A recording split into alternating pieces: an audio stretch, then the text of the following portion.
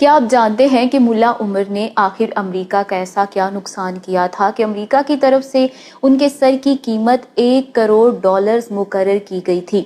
امریکی اڈے سے چند فیرلانگ کے فاصلے پر رہنے والے ملا عمر مجاہد کو امریکی ایجنسی CIA پکڑنے میں ہمیشہ ناکام کیوں ہوتی رہی؟ مفتی منیب الرحمان جب ملا عمر سے ملنے قندھار پہنچے تو انہوں نے وہاں کیا دیکھا؟ ملا عمر کے دور حکومت کی ایسی کون سی کامیابیاں تھیں جو ہمارے ٹی وی چینلز پر بتائی ہی نہیں جاتی؟ ملا عمر سے انٹرویو کرنے کے لیے حامد میر کس کی مدد سے افغانستان پہنچا تھا اور حامد میر نے وہاں جا کر کیا دیکھا؟ اور ہاں، افغانستان میں طالبان حکومت کے قیام کے بعد ملا عمر کے بیٹے کو کون سا اہم عہدہ دیا گیا ہے؟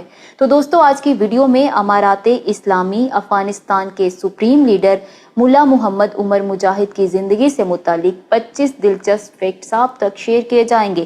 آپ دیکھ رہے ہیں الیکشن باکس اور میں ہوں مریم خورشید۔ میرے انسٹا اکاؤنٹ کا لنک آپ کو ڈسکرپشن میں مل جائے گا، اور ہاں، آپ مجھے کومنٹ سیکشن میں اپنے فیڈ بیک سے آگاہ کریں۔ میں نہ صرف آپ کے کومنٹس پڑھوں گی بلکہ آپ کے کومنٹس کا رپلائی بھی کروں گی۔ So let's begin. نمبر 1، ملا محمد عمر کے والد کا نام مولوی غلام نبی تھا، جو افغانستان کے جنوبی صوبے قندھار کے خاکریز ضلع کے نواحی علاقے چاہے ہمت میں رہتے تھے۔ پٹھانوں کے ہوتک قبیلے کی شاخ تمزئی سے تعلق رکھنے والے مولانا غلام نبی کا شمار اپنے علاقے کے معززین میں ہوا کرتا تھا۔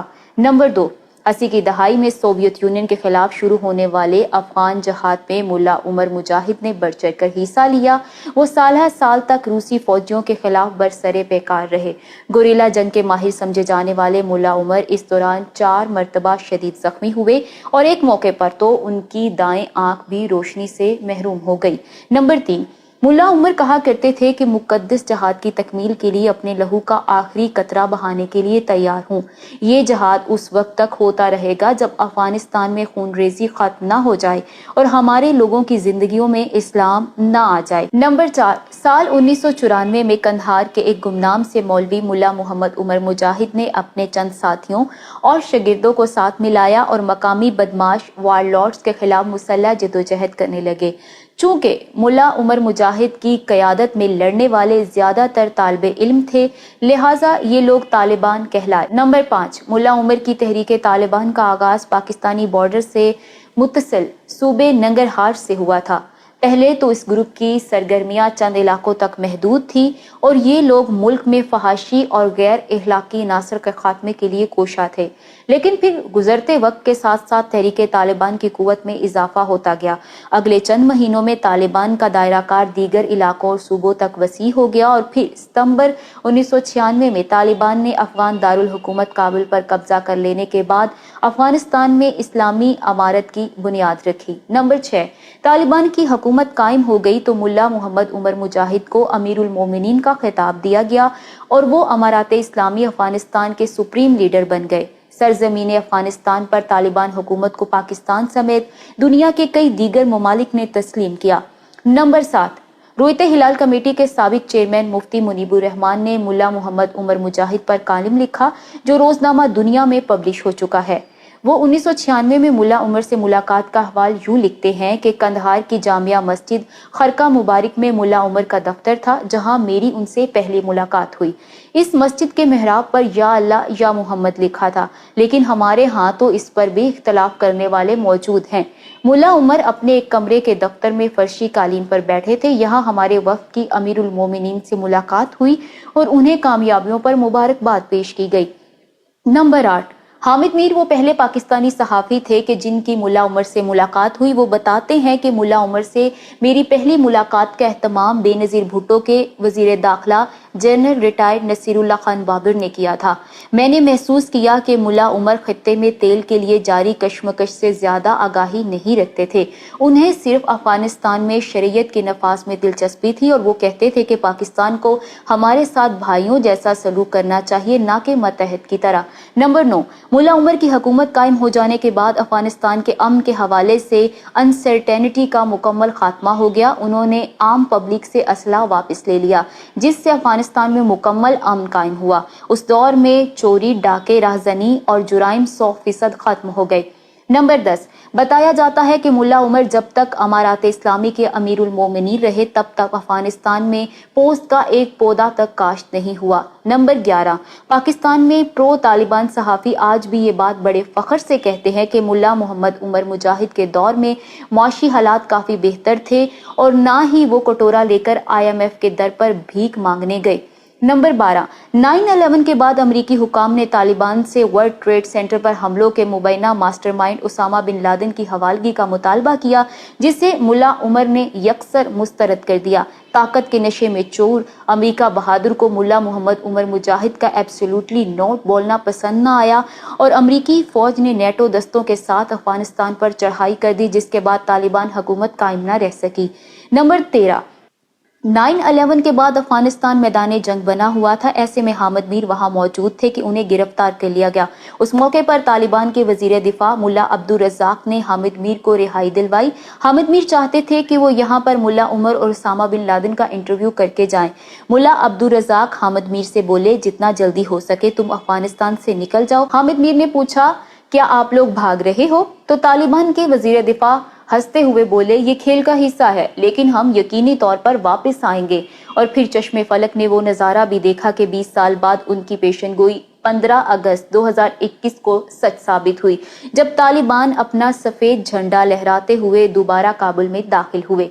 नंबर 14, तालिबान हुकूमत के खात्मे के बाद मुल्ला उमर ऐसे अंडरग्राउंड हुए कि उनका कोई अता पता न चल सका। मुल्ला उमर के रुपोश हो जाने के बाद अमरीका बहादुर ने उनके सर की कीमत $1 करोड़ मुकर्रर की, जो पाकिस्तानी करेंसी में 2 अरब 40 करोड़ बनती थी। नंबर 15, अफगानिस्तान में तालिबान की हुकूमत के सरबराह रहने वाले मुल्ला मोहम्मद उमर मीडिया से दूर रहते थे। उनका कोई भी इंटरव्यू ऑन रिकॉर्ड नहीं है।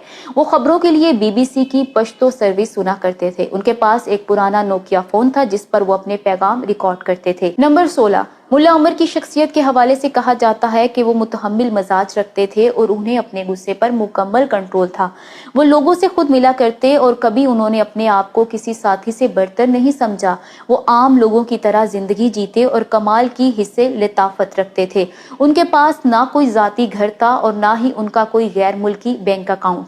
नंबर 17, हॉलैंड से ताल्लुक रखने वाली डच जर्नलिस्ट बेटी डैम किताब द सीक्रेट लाइफ ऑफ मुल्ला उमर के मुताबिक अमरीकी हुकाम ये समझते रहे कि मुल्ला उमर पाकिस्तान में छुपे हुए हैं, लेकिन हकीकत में ऐसा नहीं था। मुल्ला उमर अफगानिस्तान में अपने आबाई सूबे जाबिल में अमरीका की हसास तरीन फौजी बेस से 3 मील के फासले पर रिहाइश पजीर थे। एक मर्तबा अमरीकियों ने इस मकान की तलाशी भी ली थी जहां वो मौजूद थे, लेकिन वो उन्हें खुफिया कमरे में नहीं ढूंढ पाए। उनकी वफात अप्रैल 2013 में हुई और उन्हें बगैर निशान वाली एक कब्र में दफन कर दिया गया। नंबर 18, आपके इल्म में होगा कि 2015 में ऐसी खबरें सामने आई कि मुल्ला मोहम्मद उमर 29 जुलाई के रोज कराची में इंतकाल कर गए हैं, जिसके बाद तालिबान ने तरदीद करते हुए बताया कि मुल्ला उमर पाकिस्तान नहीं बल्कि अफगानिस्तान में ही कयाम पजीर थे, जहां 30 जुलाई 2015 के रोज वो वफात पा गए। नंबर 19, मुल्ला मोहम्मद उमर मुजाहिद ने अपनी जिंदगी के आखिरी 7 साल एक छोटे से कमरे में गुजारे। इस कमरे में लकड़ी के एक तख्त, एक हीटर, एक कूलर और चंद जरूरी अशिया के अलावा कुछ और न था। अफगान सूबा जाबिल में वाक़े ये कच्चा घर एक तालिबे इल्म अब्दुल समद का था जो टैक्सी चलाकर गुजर बसर करता था।